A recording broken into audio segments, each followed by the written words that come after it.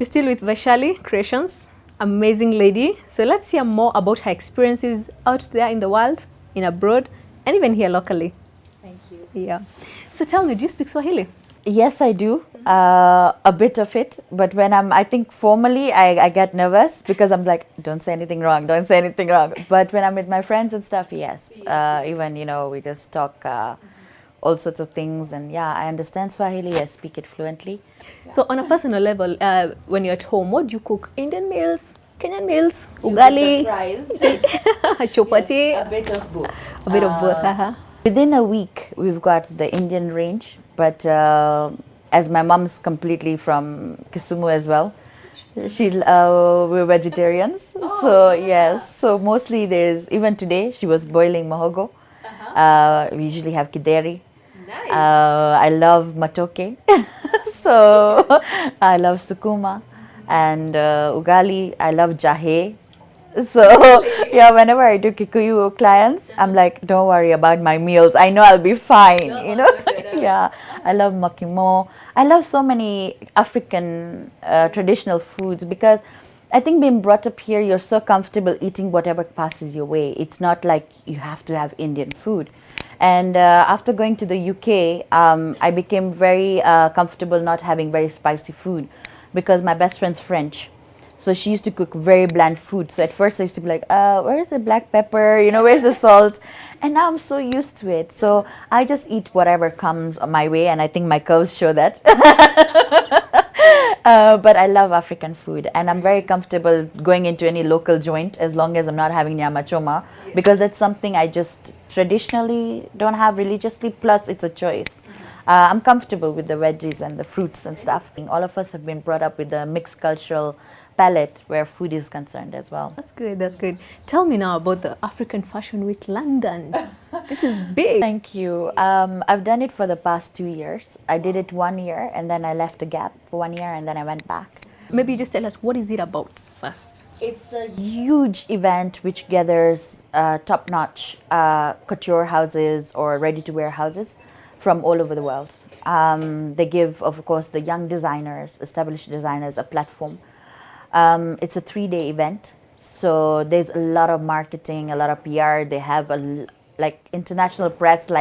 You're overwhelmed sometimes when you look there. You're like, oh my God, there's so much press, and you find later you've been covered in Brazil, in Mexico, and wherever you say it, in islands. I came to know after I came back that when I went to Brazil for a conference, because I promote education in children.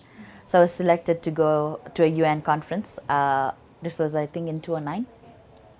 And I walked in as, of course, not wanting to reveal my fashion side because I was there for other business.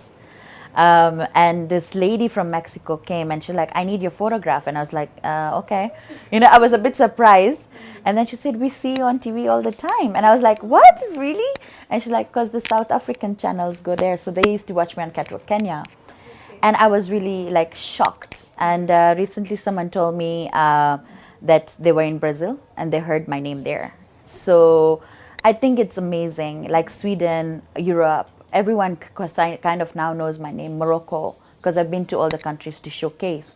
So what do you teach locally? I'm a full-time A-level teacher. I teach art and design.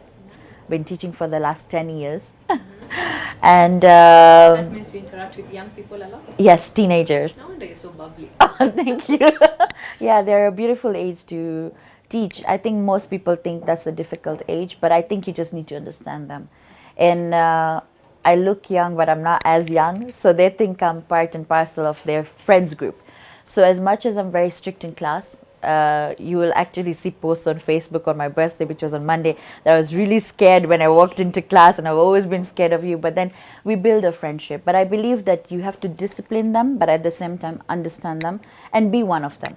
Then only they'll open up to you. And being a person who has a mentoring and a counseling background, it really helps when they know they can come to you openly. And so you just have to be one of them. One of them, it's true, yeah. Any activities you do based on giving back to the society? Last year and other years, I do a lot of charity. So I work with Faraja Cancer Center. I'm an art therapist there. From time to time when certain kids come, I do children's art therapy.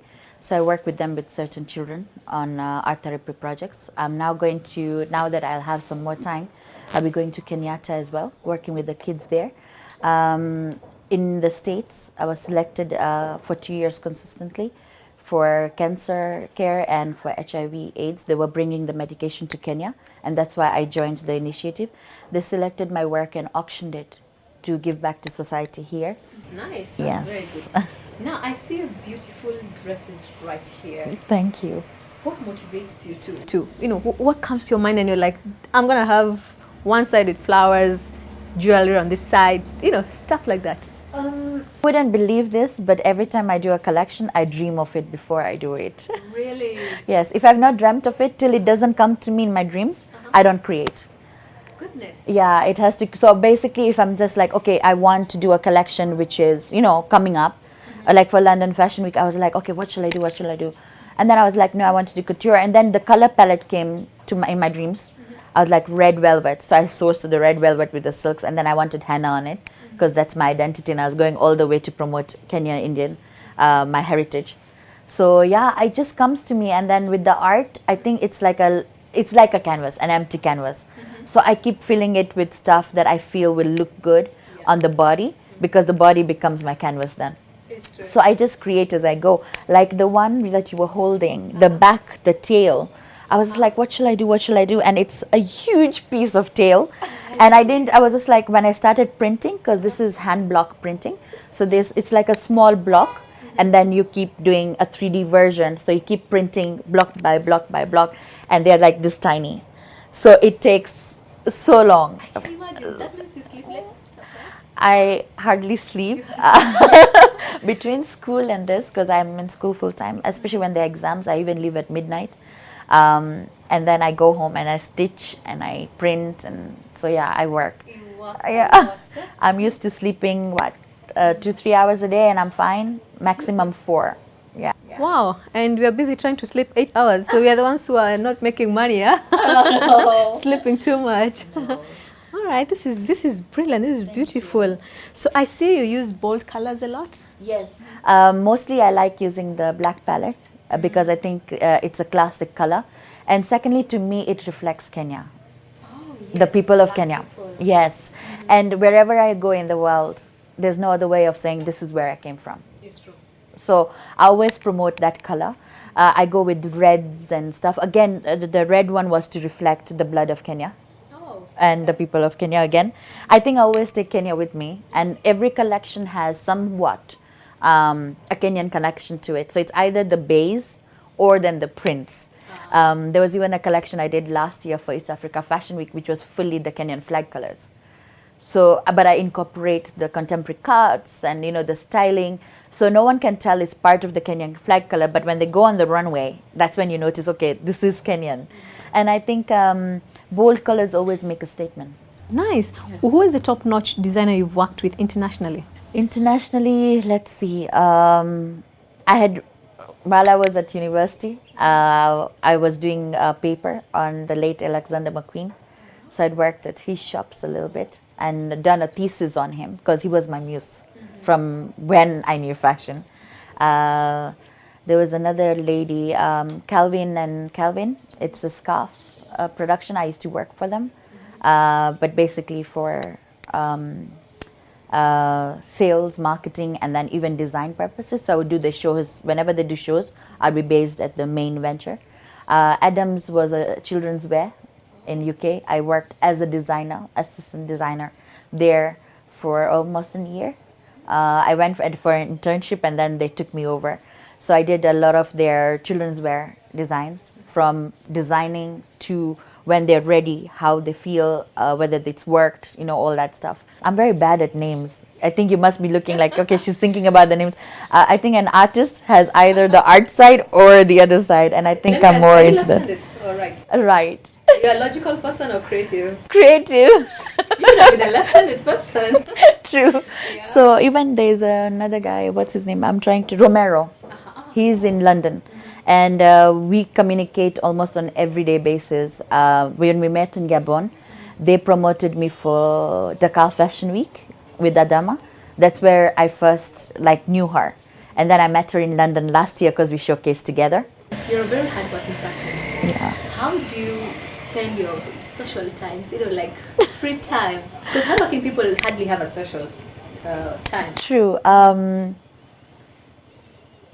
Between work and fashion, I take care of my mom.